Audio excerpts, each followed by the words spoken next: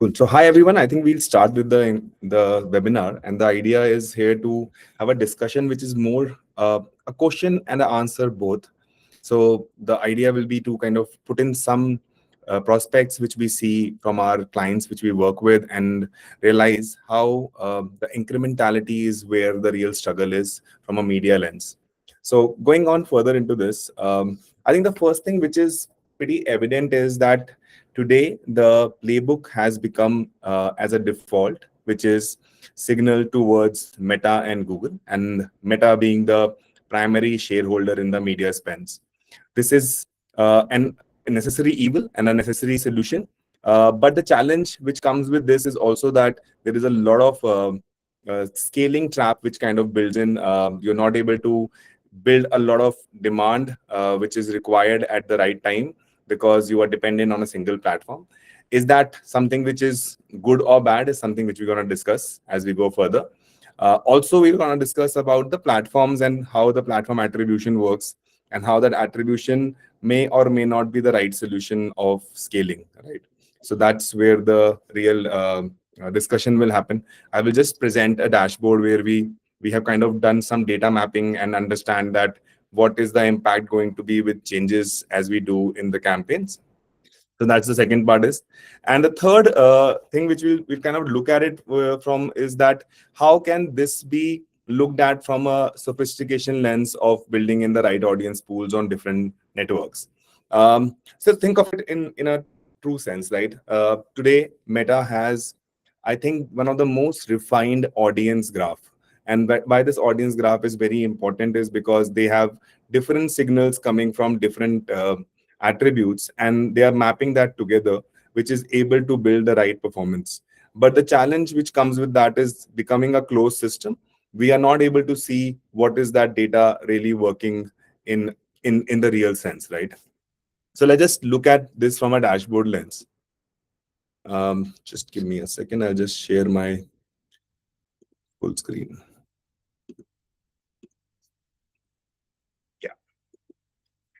Yeah. So this is a dashboard which we actually had built based on the numbers from a few clients, and this is more like conjugation of multiple clients we work with, and building in a 12-week kind of a benchline of how the acquisition view really looks like, right? So think of it from a lens that whenever a brand runs campaign, they look at the attributes, which is the RoAS, which is coming on a Google or a Meta dashboard. But the reality on the eventual results is something which is very different. And that is what is a bigger challenge, because you're not able to rely on the platform data. And then there are different ways of attributing it, which again create a lot of problems. So we'll come to that later. But I think the first part is that let's just take an example of a campaign which you have run for last 12 weeks. A Google report shows a ROAS of 5.1x. Meta shows a reported ROAS of 4.8x. And these are great because you see it is a better ROAS than the last last 12 weeks, a 12% increase in the ROAS, 11% increase in ROAS. Things look very rosy. But the challenge comes in when we look at the reality, where we see that the blended MER is at around 1.7x, which is been flat even in the last 12 weeks before that also. And even bigger challenge comes when we look at the net revenue growth. Even though we had spent more money on these platforms, the revenue growth has not increased proportionally. So it's around 2.3x which per percent, which has increased, which is comparatively lower than the amount of money spent on these platforms. Now, how does this kind of correlates from a lens is that we have to see which platforms are really giving the right credit, right? And when we look at this, so if we see Google is taking 39% of the media share or the credit, basically, Meta is taking 34% of the credit, the CRM is taking 18% of the credit, and the affiliate or I think the challenge also becomes that because affiliate has been termed in a very general way, everything else kind of is taking 9%, right? That is where the credit is going. And the systems are designed in a way that the credit is something which is attributed to these platforms, both from a last click measurement, both from a view through measurement.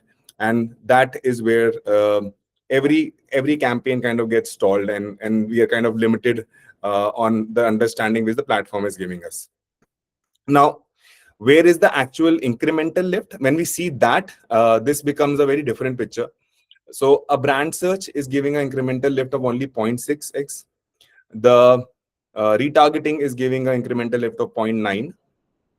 The prospecting actually is giving the highest incremental lift of 1.8, but the spend on prospecting is the lowest, and that's where the brand incremental growth is getting kind of limited.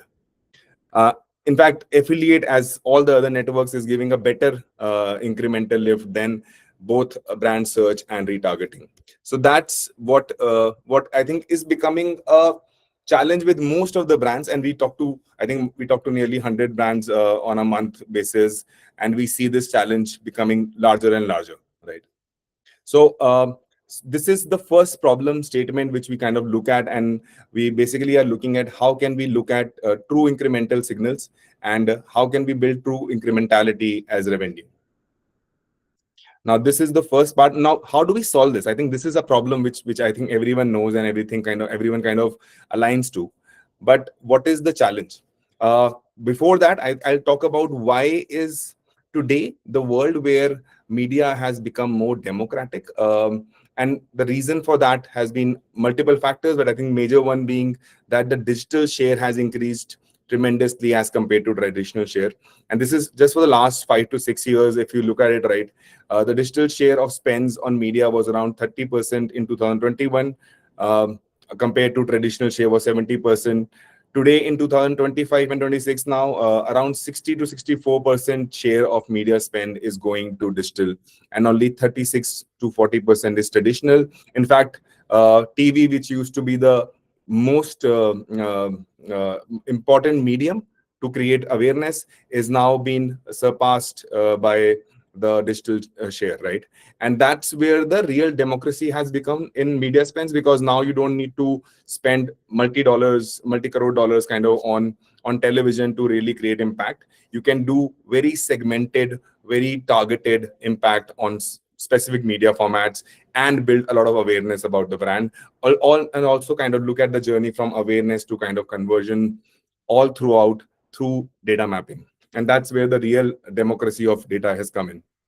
Now, when we talk about this, I think the bigger challenge which marketers see is that how do I look at this from a lens that this is the audience I targeted on awareness, and they finally converted, because the attribution is broken from a view lens, right? And this also gives to a sense that how is that media spend is being shared across these platforms, right? Now, Meta, being the largest on the social and the messaging space, is commanding the maximum share, which is around 32,000 plus, right? Retail media is taking around 20,000 crore plus kind of share today. Where the real play is, because Amazon, Flipkart, Myntra are kind of channelizing their own data to get media spends on the platform. Quick commerce has risen tremendously in the last kind of couple of years, around 6,000 crores going there. And UPI apps, though having the sizable active users, 600 million, are not in the same space as a retail media or a quick commerce is, and the OTT having 18,000 crores, right? Now, these numbers seems to be one picture of it. The bigger challenge or a bigger issue which we see here is that when we look at something beyond Meta or like Google, right, the bigger challenge which we see is that the data coherence is not there. And data coherence is important because if you don't have the right mapping, and if you're looking at only signals which are pretty much limited to the platform, you are not able to build growth. And when we talk to most of the brand, they kind of say that they tried a lot of different platforms and they didn't see the right amount of results coming out of these platforms, or they were not able to measure it, right? That is where we kind of looked at what could be the real reason behind that. And I'll just come to the data part of this, right? Now, not all audience signals have equal weightage, and that is where we try and understand which audience signals really have the best weightage in both dashboard RoAS and kind of incremental lift, right? And just look at it from this lens of there are four different types of signals, and these signals can be then understood from a lens that what is the real impact of them, right? So if I look at it from purely lens of RoAS, I think intent signals, which is basically someone who is searching for a product or someone who is highly interested, retargeted user, is the best signal for the RoAS, which is the third one. So intent, real-time search signals, extremely high on RoAS. But do they really create incremental lift is something which is highly questionable, because that user is already in market to buy this product. They're kind of in the world of buying. You are just kind of putting your brand messaging or your messaging in general of the product to the people who are going to convert more or less, right? Then the second, which comes very close to it, is more from a lens of contextual. So content flow, people who are reading content about that specific domain, understanding that product discovery, that is where we see the RoAS kind of becomes less, because every content journey is not similar to the real-time search journey. But we see that there is a sizable amount of incremental lift which comes in, right? So I think the context journey is something where every brand should be part of. A lot of money should flow into contextual targeting, where there is a gap. But I think the best kind of in this, and I'm not talking about demographic, because demographic is slightly older kind of looking at data. I think today in the world of hyper localization, hyper targeting, demographics have lost their impact in targeting. So I'm going to go to the commerce data part of it. And in the commerce data front, I would say that the biggest aspect of this data is that are the real actual wallet spends happening in this category is something which we should look at from a commerce lens. And what we have seen is that the highest RoAS, or I would say not highest, I would say lesser than the intent, but good RoAS kind of comes in from this user pool. Alongside, we also see the maximum uplift in revenue coming from this. So again, we created a small dashboard around this, and coming to this dashboard. So if I look at this from generally from a sense of how the audience economics work, right? So intense auction basically is leading to around the best score in the form of what they really perform on. Context relevance quality is important. Then commerce signal depth is very important here. But channel overlap growth is not really creating a lot of impact, right? When we look at the balanced marketing mode. But when we go to a peak season kind of in dynamics, we see that the lift gap is around 10.1x, and the commerce share recommended in this peak season is around 31%. So if you just go back to balance, we say that the lift gap here is around 6.3x versus intent, but the recommended share is somewhere around 32%. In a peak season, the share decreases because intent becomes more important when there is a peak season, but the lift gap or the incrementality kind of becomes much higher in the commerce audiences. And we look at purely prospecting. Again, the recommended commerce share is 32% and the lift gap is around 7.9x. So in true sense, the commerce data has more relevance or more importance in building lifts, right? And I'll also like kind of show this from a lens of different attributes, right? So I think this is something which we already discussed. When we look at incremental lift dollar, around 1.89 higher than the general spend. In peak season, it's around 1.81, slightly lower. And in prospecting, it's around 1.97, which is pretty much the right way of kind of building in prospecting. So if I look at it from an efficiency map, when I look at demographic, I think the lowest in the lift perspective. Also, the budget allocation becomes the lowest in this audience pool. When I look at contextual, good RoAS uplift. I think contextual is something which is not going away. We should always look at contextual signals from a lens of every inventory and how to kind of optimize that. But when I look at this from a commerce lens, I think that is where the maximum lift is happening. And this, obviously, this graph has been defined on the lift.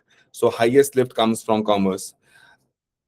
Though the RoAS on intent is the highest, but the lift seems to be the lowest. And that's where the bigger challenge which we see with the people only targeting a lift, because only targeting, sorry, the intent-based campaigns on both on Meta and Google, where they are targeting retargeting as main play, or targeting the search brand searches as primary goal to kind of succeed. Yeah, so I think this is just a summary of all of this. Now coming back to the presentation, so the reality is that the spend has shifted to the digital ecosystem. The bigger challenge which I see is that the OTTs which have massive reach are today not being utilized to the fullest. There has to be a data coherence which can be done. Now, how does that really work? Because if there is a commerce data which is available with you, that data could really empower these OTTs to kind of build in the right awareness and the right traction in the users. But the OTT content is primarily based on the maybe the geographics or maximum the content viewing. Now that kind of limits the reliability or the value of this user base. One thing which a lot of people are doing, and I think we have kind of also championed, is that we are trying to build the commerce data layering on OTTs, and that's giving a much higher efficiency on ad spends on OTT networks, or and CTV also combined in this. Alongside, I think UPI apps or the commerce apps which are in use, they have a lot of transactional signals. The challenge again which comes with that is that the transactional signals are limited to what the person is purchasing on whole from a category. Can that be also be relevant to the fact that what are the categories they are more likely to buy today? And that's kind of a data signaling. Again, we are overlapping on the UPI apps, the Paytms, the Phone Pays, and the Google Pays of the world. And then looking at the food delivery and the hyperlocal apps, also the telco apps, and building hyperlocal consideration in those users with the data mapping is something which really works well, right? So the next frontier in the digital ad spends will has to be through right data cohorting on these channels, and that is where our focus of work is, and we want to kind of build D2C journeys on. I think also the bigger point here is that if you are marketing yourself only on single platform, there is going to be a fatigue. There is going to be a challenge that people will start ignoring that messaging. That 360-degree kind of marketing, which used to work in past.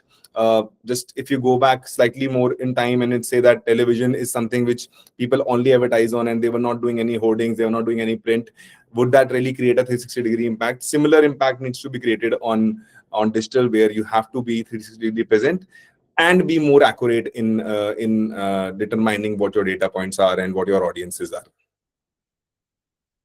So yeah, so the bigger challenge which comes out of this, and I think I've discussed this in slight bit of data mapping, but I think we'll talk about these points in slightly more detail.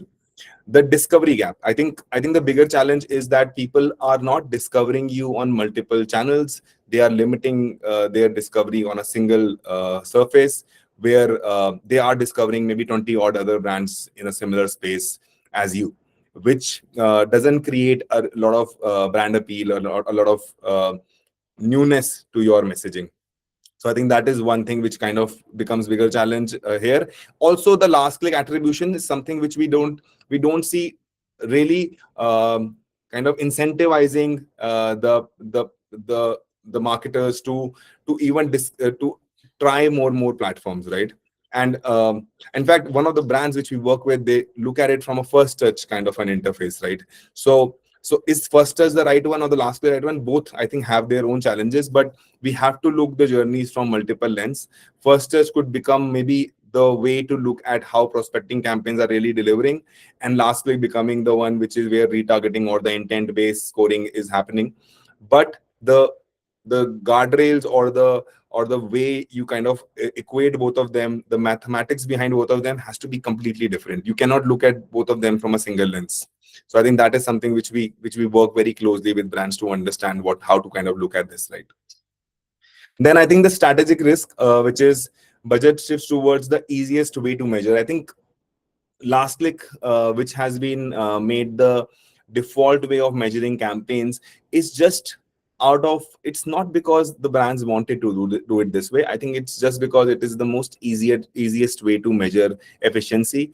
But is that really driving growth is something which is highly questionable in today's world, because there are multiple ways of kind of bringing in the last click attribution to brands. And I think the affiliate ecosystem, which kind of build on last click attribution, really championed on that, and that created a lot of inefficiencies in brand campaigns.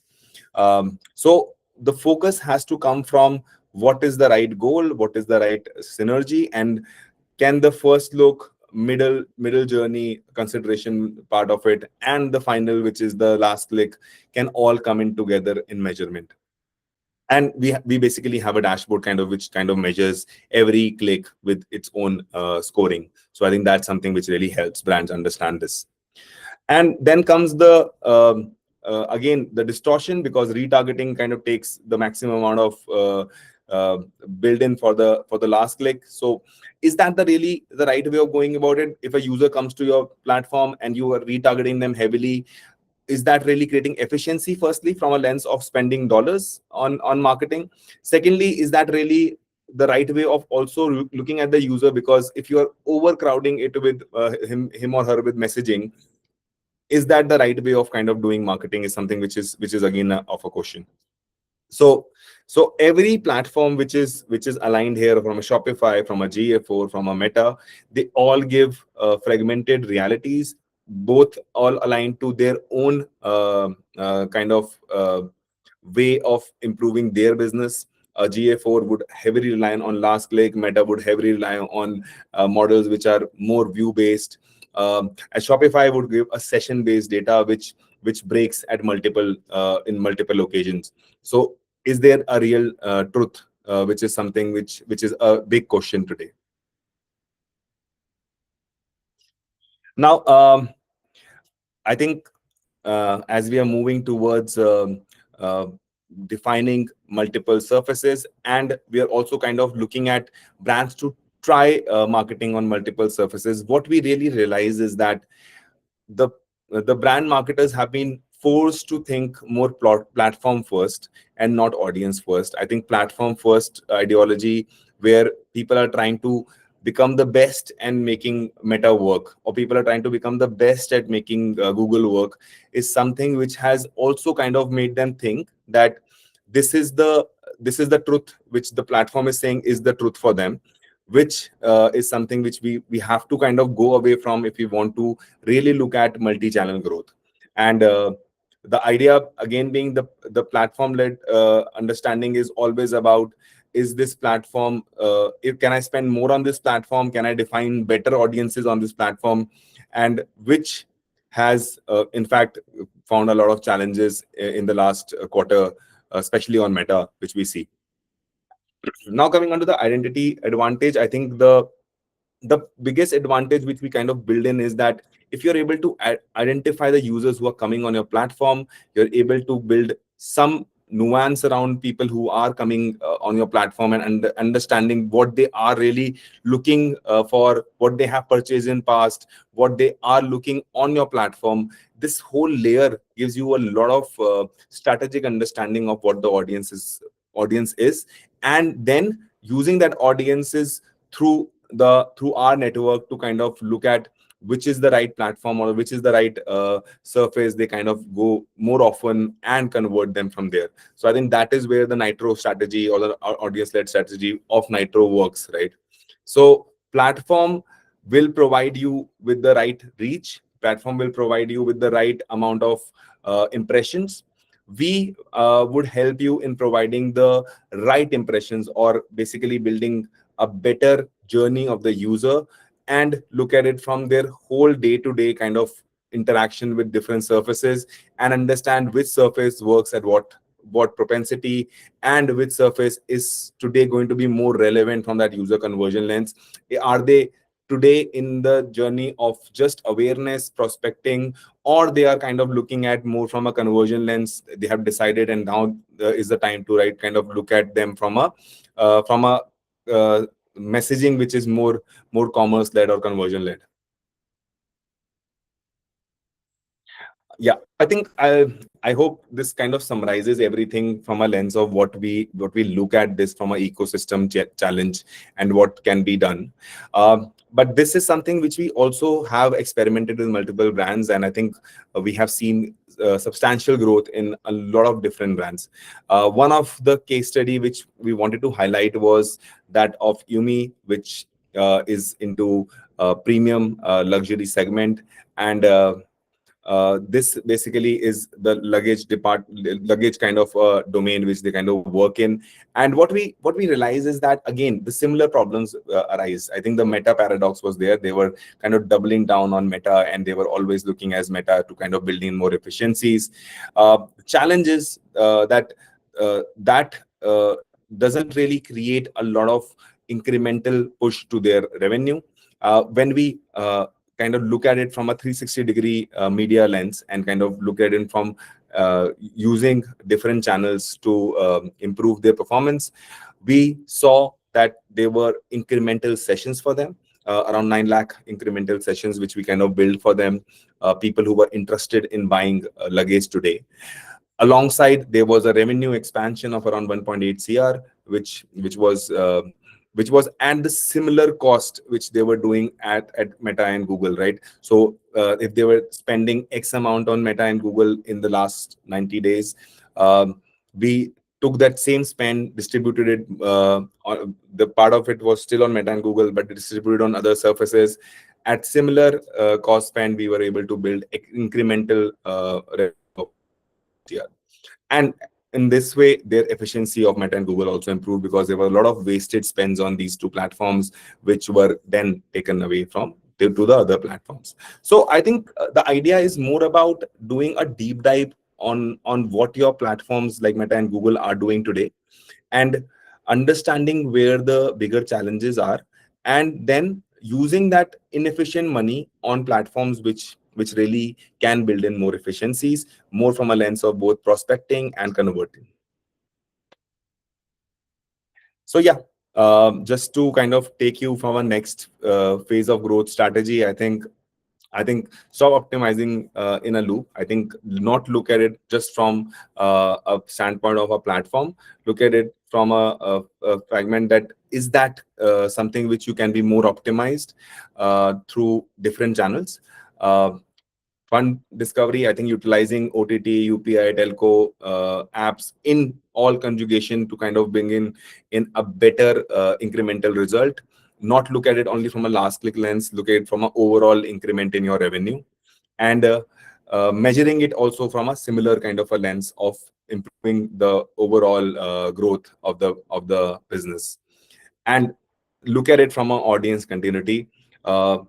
The biggest asset which we have or we can build for you is that we can create this audience lens from the prospecting to what is coming on your platform, identifying them and building in the right conversions for them from the CRM or from the nudges which we do to assure that the audience continuity is managed both from awareness to kind of conversion.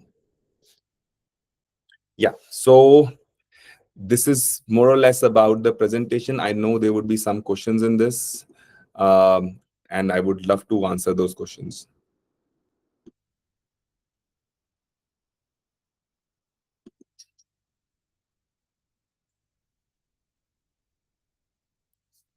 Can we unmute and we can have some questions if there are?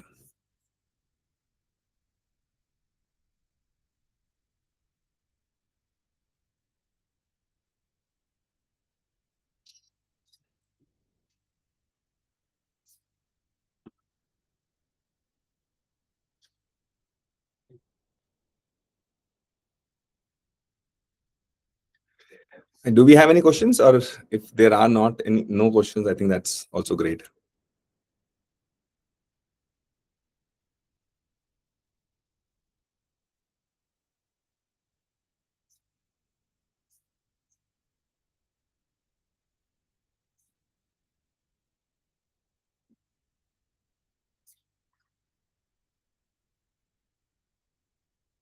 Cool. I think we do not have any questions, so we can rest this now. Thank you, everyone. Thank you for joining in.